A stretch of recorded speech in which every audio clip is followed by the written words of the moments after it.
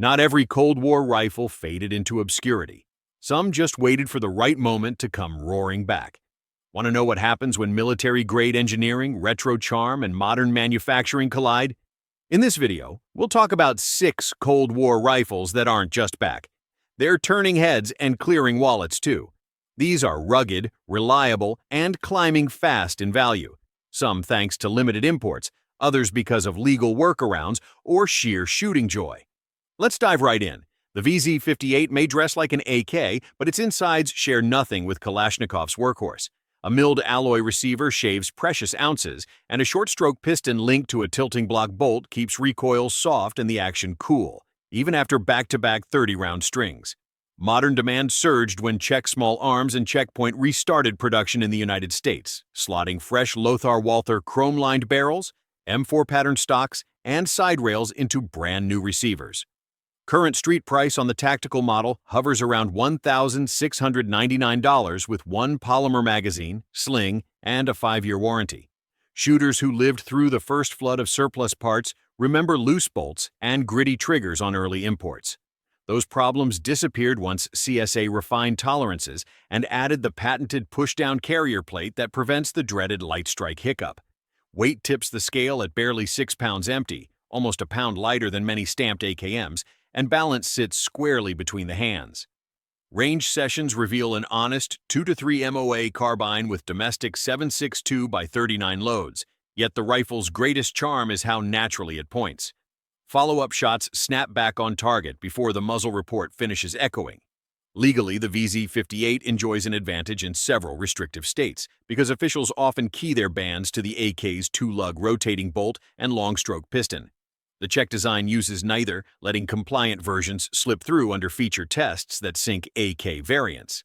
That quirk alone has collectors stockpiling rifles and spare parts. The aftermarket now offers everything from extended charging handles to railed handguards, and installation is usually a one-screw affair. Every comeback story needs urgency, and the VZ58 supplies it in spades. Import numbers remain low, and Checkpoint's monthly allocations sell out in hours. Rumors of a fresh ATF guidance on foreign receivers push buyers to click Add to Cart faster than ever. When a rifle delivers lighter weight than an M1 carbine, reliability on par with an AK, and Cold War cred without the parts swap roulette, hesitation is expensive. Today, a new example costs about the same as a mid-tier AR. Tomorrow, the only option might be whatever used specimen someone is finally willing to let go. Swiss conscripts once marched through snowdrifts with straight-pull K31s slung over their shoulders, and the rifles came home in better shape than many modern bolt actions leave the factory. A precision-machined receiver, free-floating barrel, and butter-smooth action convinced surplus shooters that the Swiss weren't joking about neutrality. They expected to hit what they aimed at if neutrality failed. For years, these rifles collected dust in American gun shops for less than $300. That era is gone. Clean examples now trade between $700 and $900, with walnut stocks or wartime beach-fetching premiums. Accuracy drives the resurgence. The 7.5x55 GP11 cartridge matches .308 Winchester ballistics, yet burns cooler and fouls less. Surplus GP11 once arrived by the crate, but pallets dwindled and handloaders stepped in. Parvy Partisan and Rue AG keep commercial 7.5x55 on store shelves, and brass cases cycle flawlessly through the K31's 2-lug bolt. A practiced shooter can fire aimed shots nearly as quickly as a semi-auto, because the bolt handle travels straight back and forward without the arc of a traditional turnbolt. Collectors discover deeper charms. Swing the butt plate aside and dozens of rifles reveal troop tags, small aluminum plates engraved with the soldier's name and canton. Tracking down the families became a sport all its own, turning surplus guns into genealogical artifacts. Each successful reunion tightened supply and nudged prices upward. On the range, the K31 prints 1-inch groups with match handloads, and factory GP11 rarely wanders past 2. Ejection arcs cases high and right, clearing optics when shooters add aftermarket clamp-on mounts that require no drilling. Purists keep their rifles iron-sighted and polish bayonet lugs to mirror sheen. Either way, a K31 walks the line between collectors' mantelpieces and hunters' deer blinds with equal poise. The comeback grows because there will never be another production run. Swiss factories moved on decades ago, and the Army Guard's remaining stocks. Every rifle sold on the civilian market reduces the pool forever. Across Africa, South America, and half of Europe, the FN FAL carried the torch for NATO during the hottest decades of the Cold War. American troops never saw it in standard issue, but reenactors and veterans from other nations swear by its balance of power and controllability. Demand simmered for years until DS Arms began machining new receivers on original Steyr machinery and reintroduced the rifle as the SA-58 series. Basic fixed stock models start around $1,450, while limited-run T-48 tributes with walnut furniture and retro markings push $2,500. The modern SA-58 differs little from Dieudonné Sive's post-war design. A short-stroke piston rides above the barrel, feeding an adjustable gas system that lets users fine-tune recoil and reliability. Ejection remains fierce, but consistent. 20-round magazines still lock rock and forward, although DSA sells polymer mags that drop weight by several ounces. Shooters accustomed to AR controls adapt quickly. The safety rotates with a crisp click, and the charging handle reciprocates only on demand. Why a comeback now? Retro culture exploded, and the FAL sits at the perfect crossroads of nostalgia and capability. Owners toss the rifle across barricades without fear of bending aluminum. Steel receivers laugh off hot handloads, and chrome-lined barrels shrug at corrosive ammunition. New production parts erase concerns about headspace creep in worn surplus examples. Add a top-cover Picatinny rail and a 1:6 bioptic, and the platform becomes a battle rifle counterpart to any modern SPR. DSA's T-48 clone pours fuel on the fire. Enthusiasts who followed the M14 versus FAL trials in the 1950s can finally hold the might-have-been rifle, complete with folding trigger guard, stripper clip top cover, and long flash hider. The run is limited, and pre-orders already exceed forecast. Every video review drives another wave of buyers toward waiting lists. Magazine prices stay reasonable, around $25 for brand new metric variants, and parts support rivals that of most AKs. Ammunition remains plentiful in 7.62 NATO, and recoil falls closer to an M1A than a 300 Win Mag, thanks to that adjustable regulator. The only real barrier is cost, yet shooters who once balked at spending AR-10 money on a FAL now recognize the rifle's blend of history and performance. They also realize that the next import ban or supply chain hiccup could freeze availability overnight. The SKS served as the Soviet infantry's interim rifle between bolt-action Mosins and the AK, yet it never truly retired. Armed farmers, militia trainers, and ranch pickup floors kept the carbine in use long after doctrine moved on. American shooters picked up Chinese Type 56 examples for as little as $89 in the 1990s, often with a Cosmoline-soaked bayonet still folded beneath the muzzle.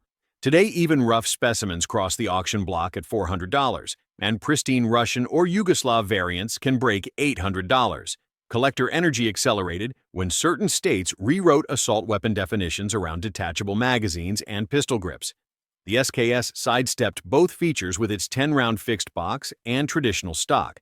Compliant owners realized they could keep a semi-auto 7.62x39 rifle without adding featureless grips or maglock gimmicks. As panic seasons came and went, prices rose steadily. Rarity within a platform matters, and nothing proves that like the stamped receiver Chinese SKS. Factory codes 0138 through 0145 cranked out perhaps 15,000 rifles across 1970 and 1971. Riveted trunnions and cast gas blocks distinguish these carbines from the ubiquitous milled Type 56. Collectors learned the telltale rivet heads above the woodline, and overnight, an ordinary-looking rifle doubled in value. Performance remains predictable but solid. A clean bore and fresh recoil spring yield 4 MOA groups with steel case range fodder, more than adequate for hog control or minute of gong plinking at 200 yards. Recoil feels milder than an AK thanks to the extra weight and longer sight radius. Maintenance is simplicity itself. Flip the takedown lever, pop the dust cover, remove the carrier and piston, then swab. The lack of a detachable magazine also eliminates capacity laws in some jurisdictions, letting shooters top-load with stripper clips during competitions that ban detachable mags entirely. Aftermarket support has always been cottage industry heavy. Fiberglass Monte Carlo stocks, TechSite aperture upgrades, and clamp-on rails allow ownership customization without permanent modifications that hurt resale. Enthusiasts who hung onto crate guns now realize they possess blue-chip shares in a finite market. New buyers fight over the last affordable examples, chasing the same nostalgia that AK owners felt a decade ago. The sleeper collectible phase has ended. The SKS renaissance is in full swing. Dragunov envy once ruled the surplus world, and Yugoslavia's answer, the M76, channeled that hunger into an AK-based designated marksman rifle. Engineers at Zastava rescaled the Kalashnikov blueprint for powerful 8x57 Mauser ammunition, slapped on teak furniture, and mounted a 4-power Z-rack optic calibrated from 2 to 800 meters. Original military rifles trickled into the United States until the ATF declared early imports machine guns thanks to untouched auto-sear cuts, then confiscated the lot. Scarcity added mystique, leaving fans desperate for legal options. Century Arms eventually cracked the code. New semi-auto receivers machined from bar stock and button-rifled 21.5-inch barrels formed the heart of the $2,300 M76 Sporter kit build. Refurbished parts from demilled rifles supplied piston assemblies, gas blocks, and teak stocks. The result mirrored original specifications yet satisfied federal law. 10-round magazines hold chunky-rimmed cartridges, and a 3-position gas regulator keeps the rifle cycling when powder residue or steel-cased surplus fouls the piston. Weight sits just over 10 pounds unloaded, manageable from prone and still portable on a sling. Field shooters appreciate the M76's balanced recoil impulse. The long-stroke piston and stout muzzle brake tame the 8mm punch, letting the sight picture settle quickly. Handloaders discovered that a 196-grain BTHP over 46 grains of Varget prints 2-inch groups at 100 yards, matching the performance of the legendary GP11 Fed K31 in a semi-auto package. Winchester's 170-grain soft-point commercial load keeps accuracy under 3 MOA, making the rifle a credible whitetail tool where magazine limits allow. Optic mounting remains pure Cold War charm. A steel side rail mates with a quick-detach clamp that returns to 0 after cleaning.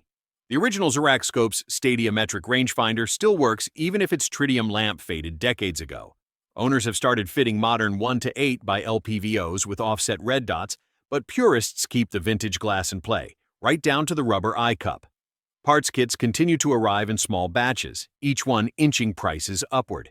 Ammunition supply remains secure because European manufacturers churn out 8x57 for hunters across the continent. When shooters realize they can own a semi-auto Mauser-powered DMR at half the price of a genuine SVD, they reach for wallets fast. The M76's renaissance shows how quickly scarcity and capability combine to rewrite market value. Few rifles announce their presence like a Mosin M44. A 20-inch barrel hurls 7.62 by 54 R-ball ammo with muzzle blasts that light twilight ranges bright enough to read chamber flags. Soviet engineers originally trimmed the full-length 9130 for cavalry and artillery crews, and wartime production topped 7 million carbines between 1943 and 1948. American shooters once bought crate-fresh examples for $135 alongside spam cans of corrosive surplus. Those days are history. Current prices glide between $500 and $800, with pristine Izhevsk stamps commanding even more. Recoil on the M44 feels like catching a fastball with bare palms, yet enthusiasts line up to feel the thump. The attached side-folding bayonet adds nearly a pound over the earlier M38, which paradoxically improves shootability by shifting weight forward and dampening muzzle rise. The trigger remains long and gritty, but consistent practice rewards the patient shooter with respectable groups. Vintage corrosive ball ammo still turns in 4-inch spreads at 100 yards, which is all the accuracy the Red Army expected during street-to-street fights. Collector value grows for a simple reason.